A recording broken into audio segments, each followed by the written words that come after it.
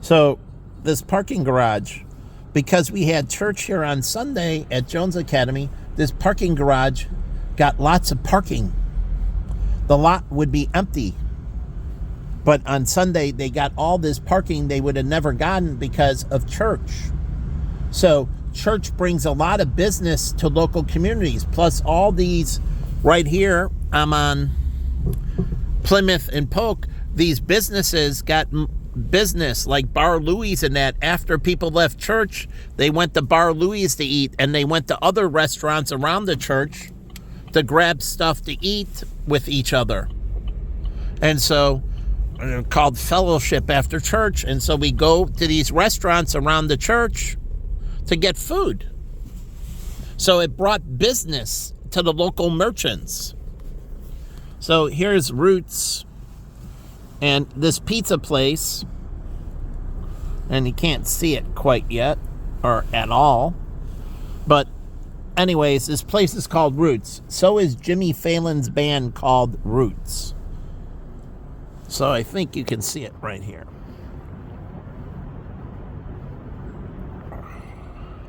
Yep, you can see it right there, Roots. Well, Roots Pizza Place was before Jimmy Fallon's band. Now they're different roots, but do they want to protect the name and want it to be associated with only pizza? Like McDonald's doesn't want any other place being named McDonald's. They want it associated with the hamburger joint only. And so they protect it so no one else can have the name Starbucks. They want to protect it so no one else can open a store named Starbucks or a band named Starbucks.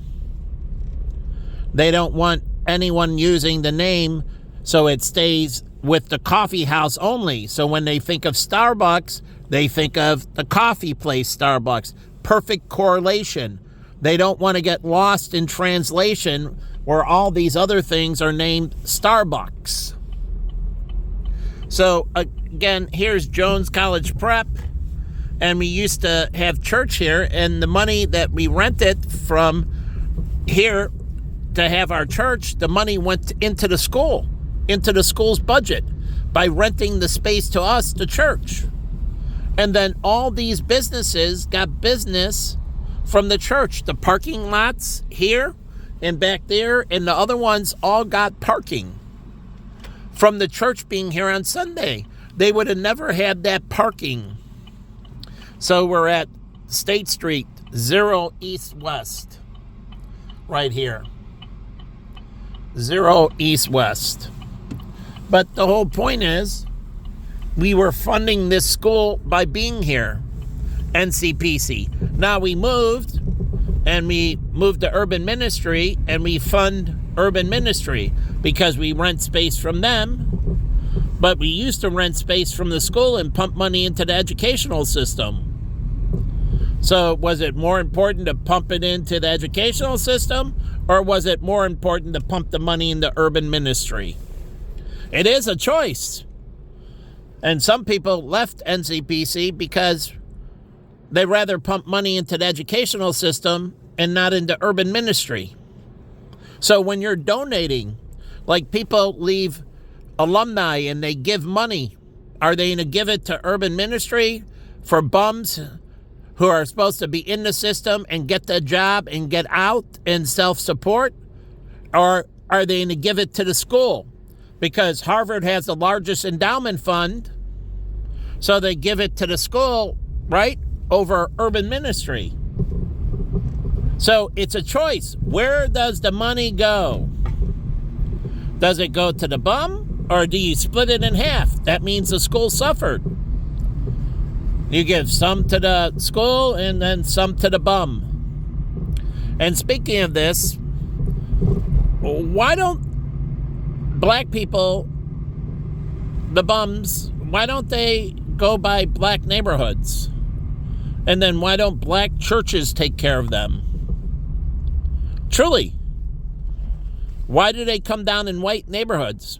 And I'll pose this to you, and then come down and call white people racist? But they told me that black people wouldn't take care of them, wouldn't give them money, wouldn't let them lay around. They told me that black people said, get a job, you lazy bum. Get out of my face, you lazy bum. I'm going to kick your butt, you lazy bum. Don't ask me for a penny, you lazy bum. But they said they came down here and they're all over white neighborhoods because white people give them the money and feel sorry for them. And so they said black people would tell me to get a job. Don't ask me for a penny. Get a job, you lazy bum. And it's the truth. And I learned this at Martini Ranch. I asked them. There was a black nightclub right down the street from this place where I was primarily all white. And I said, why are you standing outside begging here? And that bar right down the street is all black people. And he said, they would beat me up and tell me to get a job. I can stand here and ask for money and all of them feel sorry for me. Those black guys down in the bar, they wouldn't feel sorry for me. They tell me to get a job.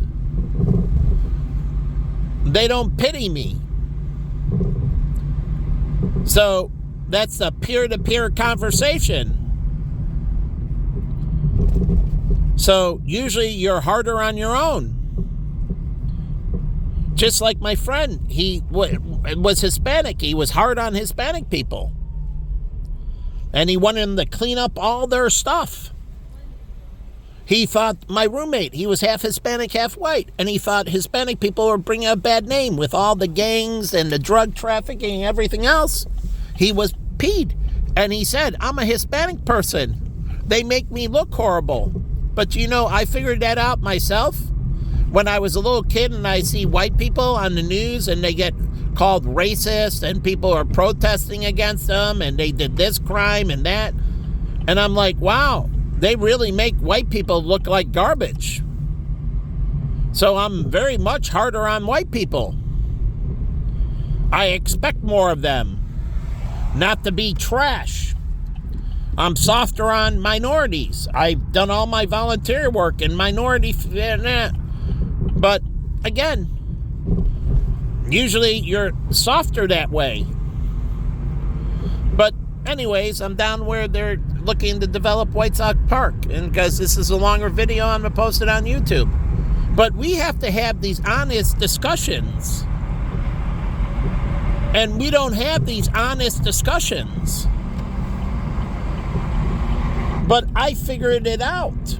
Like my friend from South Africa, I asked her, how do you feel right now? Because I read all these things that, you know, South Africa was turned over to the blacks and so on and so forth. And I asked her, so how about when the black people are in the street and they're asking for money from you, how do you feel? And she said, we gave them our country. We built this country. They didn't build this country. That's how she felt. And she said, now we gave them the country. They have the president. They have Congress in the country. They controlled the wealth of the country and the direction of the nation. And then I'm out driving my car, and there's a black guy begging for money, asking me for money. And if I don't give money, I'm a white racist. And she said, and right next to a black girl, my friend Crystal. And she explained, she's like, white guilt. And she's like, there is no more white guilt. We gave them the country. They run the country. They controlled us. They're in control. They have the majority of Congress. They have the president. They're in control of the country. They controlled us. And she said, I don't have any more black guilt. And when I see a black bum asking for money, I don't give him a penny. I don't have pity for you. And so Crystal's right there, and she agreed. It makes perfect sense. They're controlling the country. They got to start taking care of black people and getting them to do the right thing. As Crystal left here, Chicago, and her family was struggling, a black family. And she's black, and she does consulting, and she worked at the same firm Jen did. And she left here and went down south to help her family correct the problems they were having. Very bright black girl. Family wasn't doing well. Things were going a little south. So she left Chicago, went to South Carolina. That's where she grew up, to help her family get things back on track and bring her family back up. So she gave up her job here, moved back home to help consult for the family to bring them out of an economic downturn and bring them back to prosperity. Taking responsibility. So she agrees, and we were good friends. But she agreed, my family, I got to go and help them out and bring them strategies. Very bright girl, and she did. She pulled them out of poverty, pull them out of their economic downturn. But we have to have these honest discussions. And that's why we're the black churches doing the right thing. Taking care of this black issue. I see all these black bums, and I'm ticked at the black churches. I'm sick and freaking tired of it. That they need to start taking care of their problem. And so I don't understand anymore. And I'm putting this out there because we have to have an honest discussion of who's responsible for what. When we share in and put these money into these different programs, and everybody ripped on Mitt Romney because a group of white guys said we pay a fortune in taxes, and they were farmers, they were ranchers and farmers, and they were saying we pay all these taxes, and they said we want to know, what are we getting for our return? Where is the programs being effective? If I'm paying all these taxes, I want to know the tax dollars are being used in the best way, solving the problems. And they were asking Mitt Romney accountability. All they wanted was government accountability, and the tape came out, and they were all racist because they were asking for government accountability. They said, we don't want our tax dollars being wasted. We want them to be accountable, and whatever programs you're using them for, we want those programs to be effective. Just like charities, you donate to a charity because it's effective. It's going to solve the problem. And if it doesn't solve the problem, then you donate to another charity and you stop donating to that charity. So charities are held accountable to how effective they are. Can they solve the problem?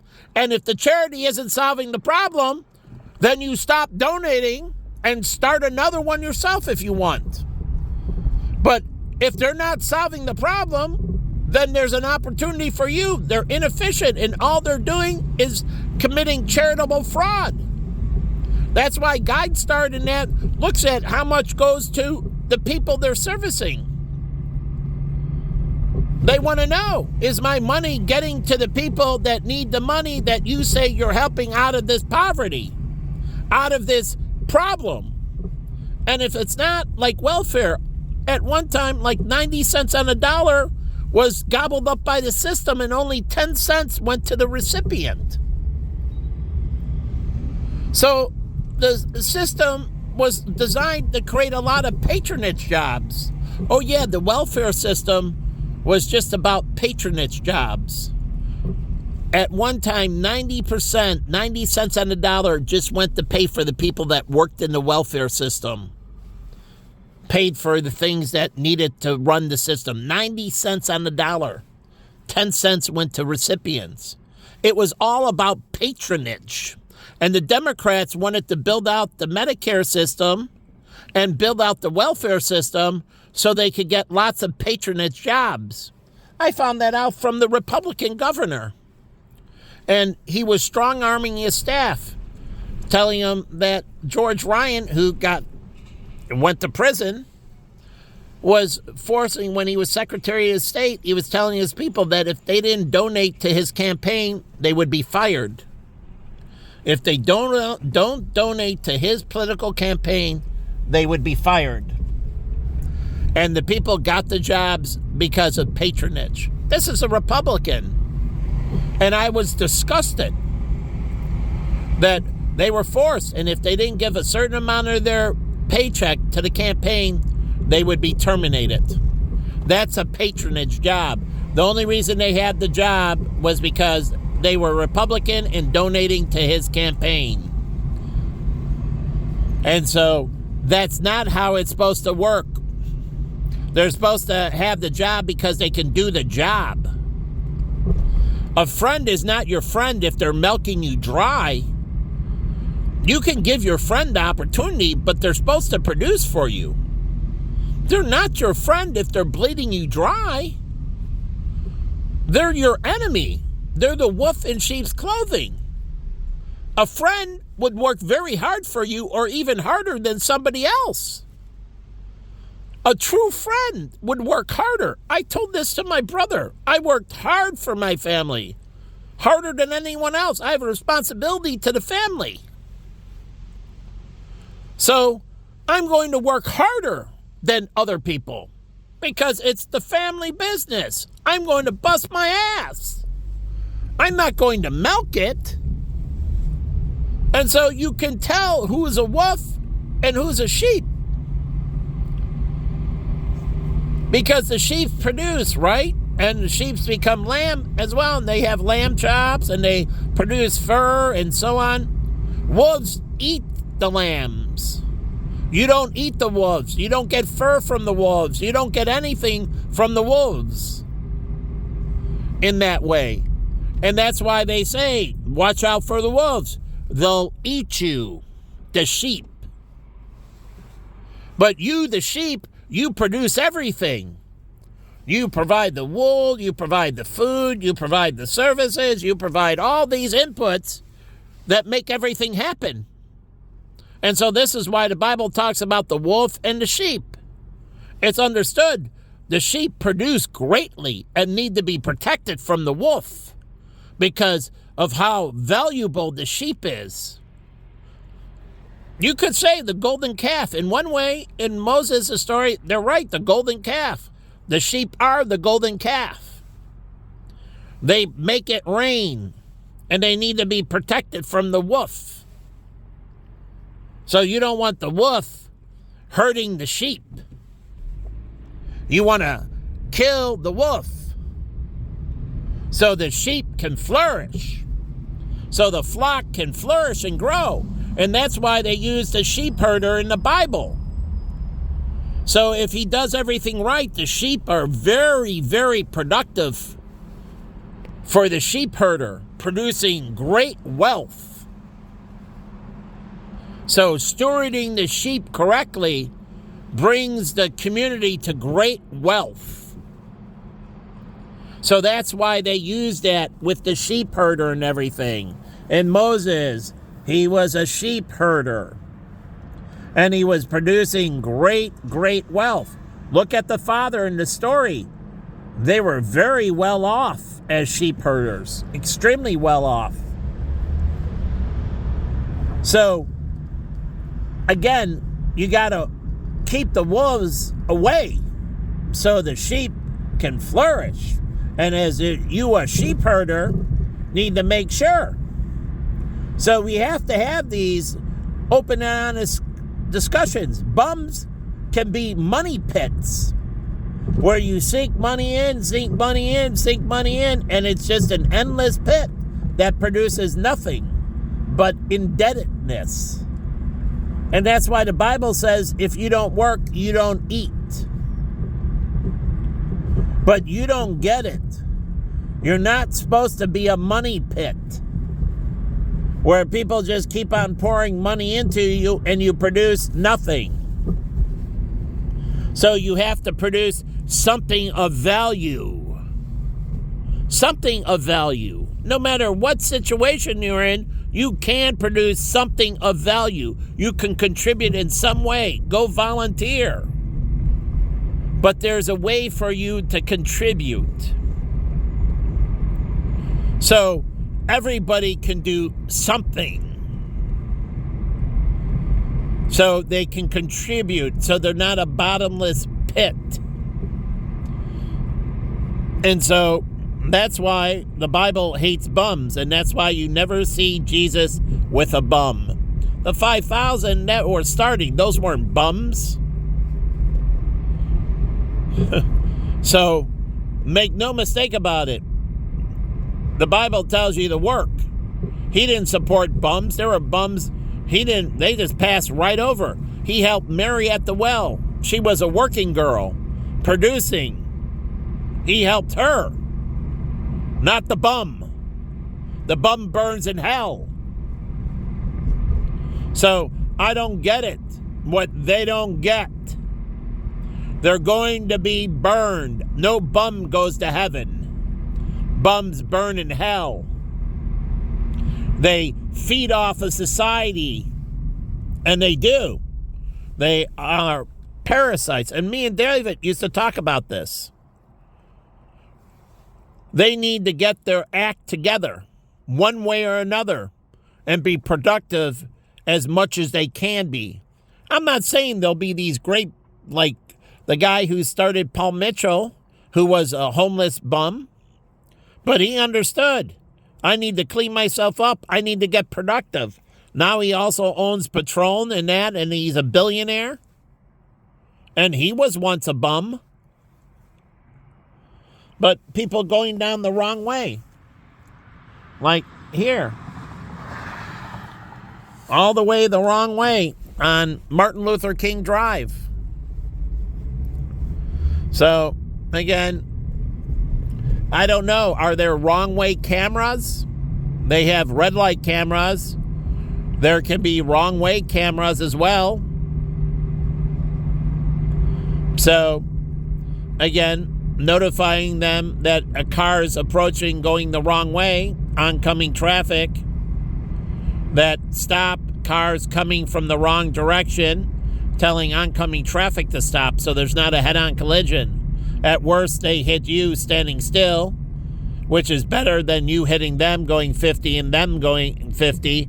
That's 100 mile an hour impact. Yes, it doubles. So it's better at least you're standing still. And no, you don't put on the brakes, per se. So if they hit you, it's good to be in neutral, actually, and go backwards. Truly. That reduces, because going backwards, as long as you can stay in a straight line and don't go off to the side or anything. But again, absorbing the energy, you would assume if they hit you, they would start braking, right? I would assume, unless they're intentionally doing it. And then you could slowly apply the brakes and create more resistance because they're not going to hit you. They're already in contact with you. And then if they stop and back up, then you can speed around them while they're backing up. Truly. So to put more force on you, then they have to back up. And once they back up and they're off your front end, you can go right around them. You got the advantage over them. They're in reverse. So it's going to be hard for them to hit you. So if you take it right when they back up, if you move immediately, that's your opening and you're around them and gone. They're behind you. So anyways, doing things the right way. So, and then I'll go down to the bridge, but I'm going to go home and cut this and post this on YouTube. But you have to understand these things, why they talk about the wolf and why they talk about the sheep and why all these figures were sheep herders. And they were truly sheep herders. They were workers. They had a flock that produced clothing and food and all this for people. And so what they did bring great wealth. And so working, Moses worked, King David worked, Abraham worked. They all worked. Ruth, she worked in the fields, right? After her husband passed and everything, for Bozeman, she worked. So did all of them. They all worked. So again, producing. And so, yeah, there's a insurance agent that has a church. He's actually a pastor, and he's also an insurance agent. And he's one of John Hancock's top producers. But he's an insurance agent who is a pastor. He does his pastoral duties, but he also has his 9-to-5 job producing insurance. And so on the weekends, he is the pastor. So, again, I guess the church doesn't, I don't know the administration and how many pastors or whatever, but he is a pastor that produces. Like Modest Monk, he's a rabbi. He's a rap artist, or not a rap artist, a music artist, Modest Monk, but he's truly a rabbi. And he produces. Like all the monks in the monastery, they made beer and they sold all kinds of products. Everybody in the monastery works, producing. That's why the monastery, they have food and nice clothing, nice shelter and everything, because they work. They produce all kinds of different products. And they see it as working for God, and their products are awesome. Like, I used to buy a beer that was made by monks. And it was awesome, Chimay. So they understand they got to produce this incredibly high quality. The bottle was beautiful, and the beer was awesome. So, again, they produce this exceptional quality. So, again, understanding this and understanding the Bible and what it's preaching, and there's accountability, and they think there's no accountability. You have to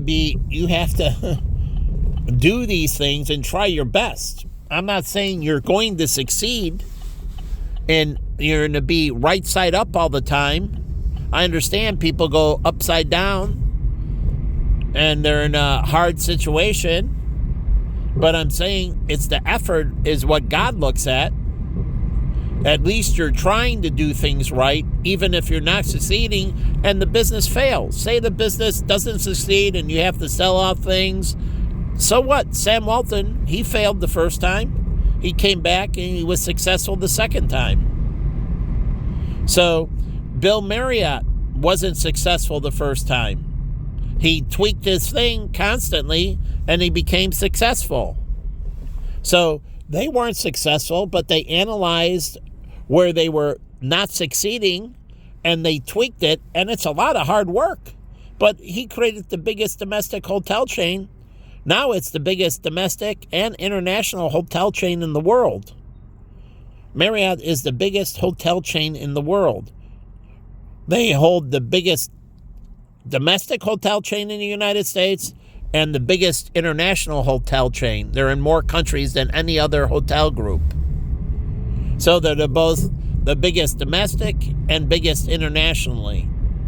They're the largest. I used to work for them. I followed them very well. I enjoyed working for the Marriott. But that being, it took a lot of time, and he perfected and he tweaked and he learned from his mistakes. And you don't say mistakes, you teach your kid mistakes. You say learning experiences. Learning experiences. And so that's why successful people are hard on yourself, because they got to figure out where they failed. Where did I go wrong? How did I fail? What was my shortcomings? And the Bible talks about self-reflection. And so successful people are tough on themselves. They analyze themselves. They hold themselves accountable. Truly, self-accountability. So they're harder on themselves than other people. They demand more of themselves. So hold yourself to a good standard. Truly, demand more of yourself. Hold yourself to a higher standard. Hold yourself to a higher purpose. Like, say, Pat Tillman and Chris Kyle, when they joined the military, they considered holding themselves to a higher purpose. So they did these things that they thought was necessity, and their brothers did, and to help the country. They thought it was a higher calling, a higher purpose. And so they did these things. And again, it was for the better of the nation, as they saw it. And they wanted to make a better world, too. They didn't want to go around killing people. They wanted to make a better world. It wasn't only about making a better America, it was making a better world. They were interested in making a better world. They wanted to stop the atrocities in Iran, or Iraq, I should say. They wanted to stop the atrocities that were going on there, or in Afghanistan, Iraq, Syria. They were hoping to make a better world, hoping to make it better for the Syrian people, the Iraqi people, the Afghanistani people. So they weren't just for America, they were for those people as well. It's a dual mission. You're not only there representing America, you're also trying to help that country get everything correct. And if that country gets things correct, then it's a better place. It's a better place for the world. So they were doing it both for them and for us. It holds a dual purpose. It's like the CIA. Yeah, they're watching to protect America, but they're also looking to protect other countries from harm. And so they exchange information with other intelligence agencies, like we got from other intelligence agencies. It is true. We got many reports of a pending attack, a major attack on America from foreign intelligence agencies. It is true. We got notified from foreign intelligence agencies that there was a pending attack, that 9/11 was pending. So foreign intelligence agencies did tell us. They gave us intel. We help them, they help us. That's how we work together, mutual protection pact. And they did inform us. They were right. It happened. And they told us that they got chatter and that something really bad is going to happen in America. But we didn't take it serious. We missed. You think our intelligence agencies would have, went on heightened alert but they didn't take it serious. And it was coming from other intelligence agencies. So that was a blunder in our intelligence community. We're getting intel from other intelligence agencies telling us that there's negative chatter, meaning something bad's going to happen, and they didn't take it serious. That is a major misstep. And that was under Bill Clinton, because it happened just as George Bush got in office. So Bill Clinton didn't take the chatter seriously. So it wasn't George Bush's fault in that way, but he should have closed up the border, like I said, and tightened immigration and went through everybody that had visas in the country. Oh yeah, he didn't do that, but he should have. Immediately should have went through, made sure he secured all the borders, and then went through everybody who had visas in the United States. Called them in, because it would have been the perfect time. 9/11, called them in and told them everybody with a visa, if they want to stay in the country, has to go through a polygraph. Everybody with a visa has to go through a polygraph to stay in the country. And we can't have any illegals in the country. They either have to go or somebody has to sponsor them and get visas. But either way, there cannot be any illegals. George Bush should have done this. This is where Bush failed. He went and spent a lot of money fighting over there, but he should have cleaned up things first over here. Hey, we shouldn't be in this problem talking about the borders anymore. 9/11 should have resolved it all. And that would have shut down all the drug trade and everything else. Truly. So it would have closed off all the drug trade into the United States and everything else. There wouldn't have been a Sicario in that, meaning that stuff going on. So that's where he misstepped. Not like he shouldn't have had overseas operations, but first and foremost, he should have shut down the borders, tightened up everything on immigration. Anyone coming in had to go through an enhanced immigration, and anyone here had to go through immigration again. They had to all come in and go through intense immigration again to keep their visas. And everybody in America would have approved it. Would have said, yeah, get everybody with visas that are in, I don't care what form of visa, they have to go through intense interrogation and have to go through the polygraph and so on, and have to prove that they're not a threat to the United States. But everybody in America would have voted for it, would have said yes, Democrats, Republicans. I mean, it was the perfect opportunity to do that. And we wouldn't have ran into a lot of situations. And it was the perfect opportunity to wipe out all criminal organizations as well. Oh, yeah. To wipe out MS-13 and all those gangs. We would have wiped them out. Because they would have been going through everybody with visas, every illegal immigrant. That would have all been solved under George Bush. So I'm not saying he did everything right. He failed in many areas, and it was the perfect time, and we wouldn't have had these problems further.